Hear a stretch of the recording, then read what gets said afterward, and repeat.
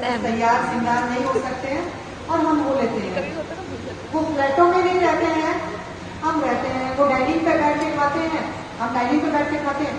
वो सड़क पर खाते हैं। लेकिन चार चीज ही होता है, पेट तो वो भी भर लेते हैं, पेट हम भी भर लेते हैं, नींद वो भी पूरी करते हैं, नींद हम भी पूरी करते हैं, बच्चे वो भी पैदा कर रहे हैं, बच्चे हमने भी पैदा किया, और अपना आत्मरक्षा हम भी करना जानते हैं और जानवर भी जानते हैं। जानवर आत्मरक्षा कैसे करता है?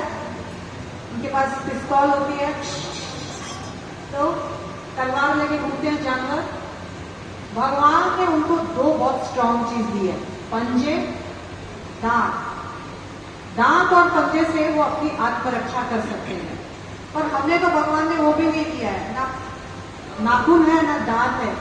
तो हम लोगों को क्या करना पड़ता है? आत्मरक्षा के लिए चाकू, पिस्तौल, भाला, जो भी ताला, चाबी, सिक्योरिटी गार्ड है ना, PSO, वो सब रखना पड़ता है आत्मरक्षा के लिए। लेकिन पशुओं को तो भगवान ने और अच्छी फैसिलिटी दी है, ये दूर नहीं रहने चाहिए। जहां भी जाए उनका हथियार आधा रात भी, हम बाथरूम जाए तो हथियार थोड़ी लेके जाएंगे, लेकिन पशु तो कहीं भी जाए ऑलवेज उनके पास है। हमें खाना खाने के लिए कमाना पड़ता है। पशुओं के लिए कोई बिजनेस कम्युनिटी बना है क्या? बिजनेस करना पड़ता है। हमें तो अलग अलग, प्रभु जी CA बने, कोई डॉक्टर बनता है, कोई इंजीनियर बनना है। क्यों बनना पड़ता है? पापी पेट का सवाल है। नहीं भी मन है तो ऑफिस जाना पड़ेगा, पापी पेट का सवाल है। खाऊंगा क्या, खिलाऊंगा क्या, है ना? पशुओं का ऐसा कोई वाद्य नहीं है, कोई ऑफिस नहीं जाना है उनको, कोई कमाना नहीं है, कोई पैसे का लेन देन नहीं है। भगवान ने प्रकृति में उनके लिए सब कुछ फ्री में अवेलेबल कर रखा है। जो जानवर मांस खाता है, मांस भगवान ने उनके लिए प्रकृति में अवेलेबल किया हुआ है। जो घास फूस खाता है, चींटी जो एकदम माइन्यूट सी एक जीव होती है ना, चींटी से लेकर के हाथी जो मन टन खाता है, सबके लिए भगवान ने प्रकृति के पास व्यवस्था कर रखी है। इनको कमाने के लिए जब जाना कहीं जरूरत नहीं पड़ता है, नेचर प्रोवाइड करता है। हमको खाने पीने के लिए दिया है भगवान ने, लेकिन हमको अपना बलबूता पर ज्यादा भरोसा है, तो हम कमाने जाते हैं और उसी चीज को कॉम्प्लिकेटेड वे में खाते हैं।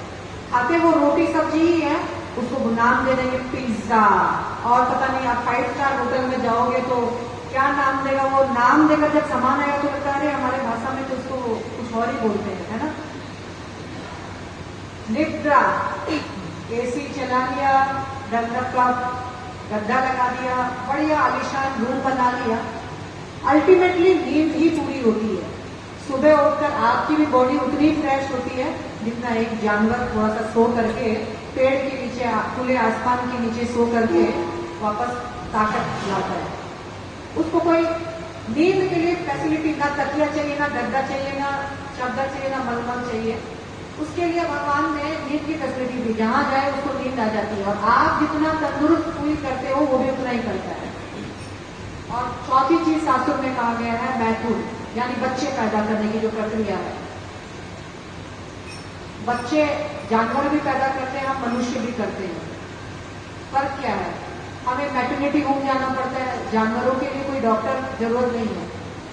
उनके पास सेल्फ भगवान ने इतना, कोई जरूरी नहीं है कि एक कुत्ता जब कुत्ते को बच्चे को पैदा करता है तो और दूसरी कुत्तियां आ जाती है उसको, कि जैसे हमारे यहाँ तो गाय वगैरह चाहिए, फीमेल को एक फीमेल हेल्प चाहिए, है ना? पर प्रकृति आराम से ये सारे चीज जानवरों को करवा रही है। तो यानी हम ज्यादा उन्नत है कि जानवर ज्यादा उन्नत है इस मामले में? जानवर, हम देखा जाए तो जानवर से भी बदतर का जीवन बिता रहे हैं।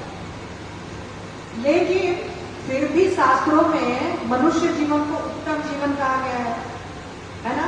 अभी हमने देखा तो कलयुग केवल नाम आधारा, सुमिर सुमिर नर उतर ही पारा, पशु के उतर ही पारा तो कुछ भगवान ने बोला नहीं है। इतना फैसिलिटी पशु को दिया है, लेकिन जब भव सागर से पार उतरने का बारी आता है तो भगवान वो फैसिलिटी नरों को देते हैं। तो यानी हम खाने पीने, सोने, बच्चा पैदा करने के मामले में जानवरों से पीछे है, लेकिन फिर भी मनुष्य जीवन को उत्तम जीवन क्यों कहा गया है? जब तुलना करते हैं तो लगता है 84 लाख में पशु जीवन सबसे उत्तम नहीं है, मनुष्य जीवन सर्वश्रेष्ठ है। और हमारी भी आशा है कि फिर नेक्स्ट मनुष्य जीवन पक्का मिले एटलीस्ट, है ना।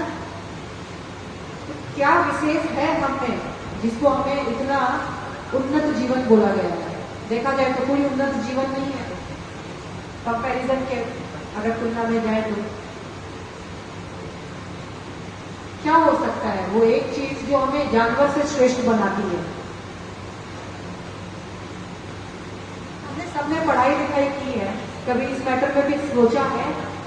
ये तो प्रैक्टिकल ग्राउंड है ना हमारा, दैनिक जीवन में ये चीज आना चाहिए। स्कूलों में ये पढ़ाई नहीं करवाते हैं। स्कूलों में क्या पढ़ाते हैं? कैसे पेट भरना है, कैसे कंपटीशन में उतरना है, कैसे बेस्ट नौकर बनना है, सर्वेंट बनना है, सर्विस देना है। स्कूलों में अध्यात्म ज्ञान नहीं दिया गया है। हाँ, एक समय था, अब नहीं है। तो क्या डिफरेंस है मनुष्य और पशु में? कोई गैस?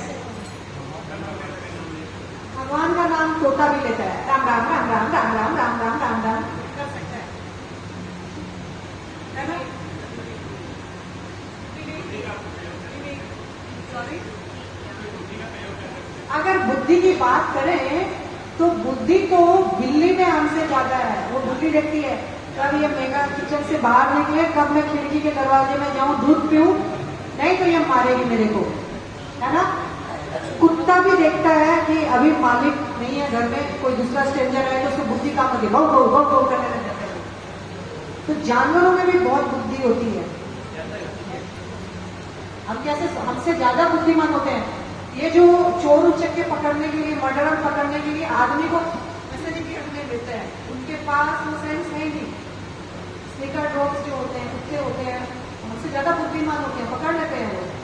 तो बुद्धि के मामले में भी मनुष्य उतना डेवलप नहीं है। Then what is the difference between human life and animal life? Is the major question. हाँ जी? दूसरों की भलाई, गाय से बड़ा कोई दूसरा प्राणी है दूसरों की भलाई में गाय से उत्तम? अपने बछड़े को इतना सा ही दूध पिलाती है और हमारे बच्चों को कितना पिलाती है, फिर भी गाय को मारा जाता है, फिर भी गाय दूध देना बंद नहीं की। घोड़ा कितना, गधा कितना हमारा बोझ उतारता है ना। कुत्ता हमारे घर की रखवाली करता है। दूसरों की भलाई में हम तो स्वार्थ देखते हैं, इनका तो कोई स्वार्थ नहीं है। रोटी नहीं भी डाले तो भी वो मालिक के आगे पहुंच ही जाता है। दूसरों की भलाई में भी जानवर आगे, हम फेल हो गए। और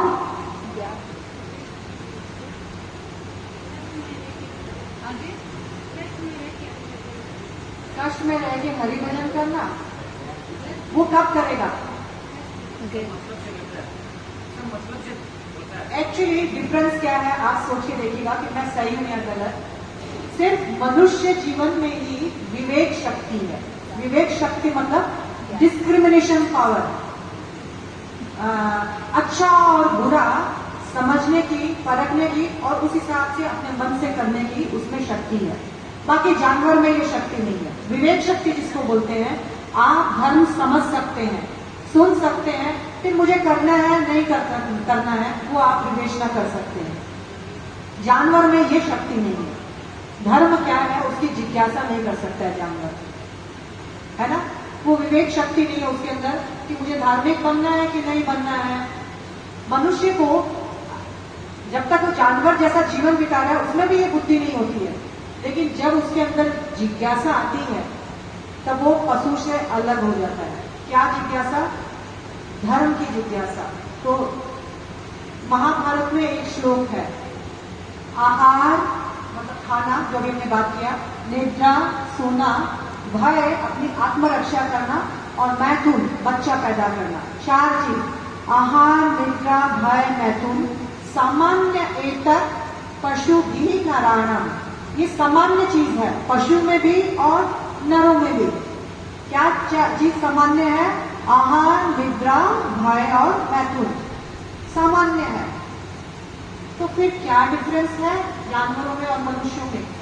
तो सेकंड लाइन में बताया है, धर्म ही तेषाम अधिक विशेषाम। उन लोगों में एक धर्म की जिज्ञासा करना ही एक ऐसी विशेषता है जो मनुष्य कर सकता है, जानवर नहीं कर सकता है। धर्म ही तेषाम अधिक विशेषाम धर्महीना। धर्महीना मतलब जो धर्म का आचरण नहीं करता है, बिना धर्म के ही जीवन बिताता है। धर्महीना पशु भी समानम, फिर तो वो पशु जैसा ही जीवन बिता रहा है, पशु समान ही है। तो क्या डिफरेंस बताया गया है? धर्म ही तेषाम अधिक विशेषा। उन दोनों में डिफरेंस क्या है? पशु और जानवर में वो धर्म की इंक्वायरी कर सकता है, जिज्ञासा कर सकता है और सही गलत को समझते हुए आचरण कर सकता है। Otherwise we are no more than animals.